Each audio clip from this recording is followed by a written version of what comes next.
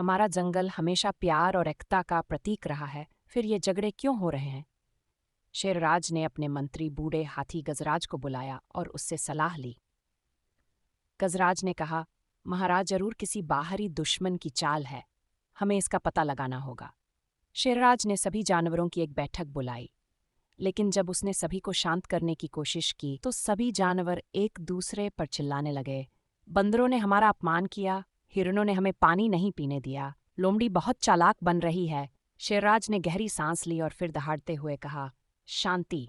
जब तक हम एक दूसरे की नहीं सुनेंगे, हम अपने असली दुश्मन को नहीं पहचान पाएंगे।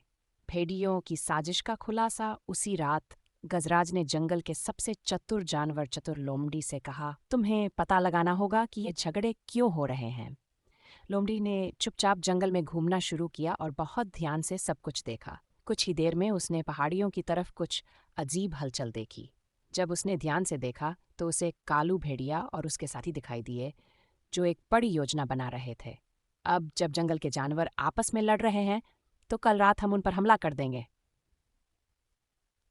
ये सुनकर लोमड़ी चौंक गई। वह दौड़कर राजा शेरराज के पास गई और पूरी बात बताई। शेरराज को बहुत गुस्सा आया, लेकिन उसने शांति से सोचा और कहा, हमें एकजुट होकर इन भेड़ियों को सबक सिखाना होगा। जानवरों की एकता की ताकत। शेरराज ने तुरंत सभी जानवरों को बुलाया और उन्हें पूरी साजिश के बारे में बताया। सभी को अपनी गलती का एहसास। हम बेवजह आपस में लड़ रहे थे, जबकि असली दुश्मन कोई और था। शेरराज ने सभी को समझाया, अगर हम सब मिलकर एक साथ रहें तो कोई भी हमें हरा नहीं सकता। फिर शेरराज ने योजना बनाई। बंदर और मोर पेड़ों पर चढ़कर पहरा देंगे। हाथी और गैंडे अपनी ताकत से रास्ते को घेर लेंगे। हिरन और खरगोश तेज दौड़कर भेड़ियों को भ्रमित करेंगे। लोमड़ी और भेड़िए चालाकी से दुश्मनों को जाल में फंसाएंगे। शेरराज खुद कालू भेड़िए से मुकाबला करेगा। असली युद्ध रात होते ही भेड़ियों का झुंड जंगल में घुस आया, लेकिन जैसे ही उन्होंने हमला करना चाहा, बंदरों ने जोर जोर से शोर मचाकर सबको सतर्क कर दिया। हाथियों और गैंडों ने एक मजबूत दीवार बना ली, जिससे भेड़िए आगे न बढ़ सके। हिरन और खरगोश तेजी से दौड़कर भेड़ियों को वो भ्रमित करने लगे।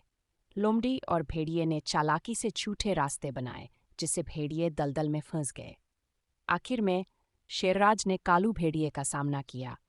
तुमने हमारे जंगल में फूट डालने की कोशिश की, लेकिन तुम हार चुके हो। कालू भेड़िया डर गया और अपने झुंड के साथ भाग खड़ा हुआ। खुशहाल जंगल भेड़ियों के भाग जाने के बाद जंगल में फिर से शांति आ गई। सभी जानवरों को अपनी गलती का एहसास हुआ। बंदरों और मोरों ने फिर से दोस्ती कर ली। हिरणों और खरगोशों ने मिलकर पानी पिया।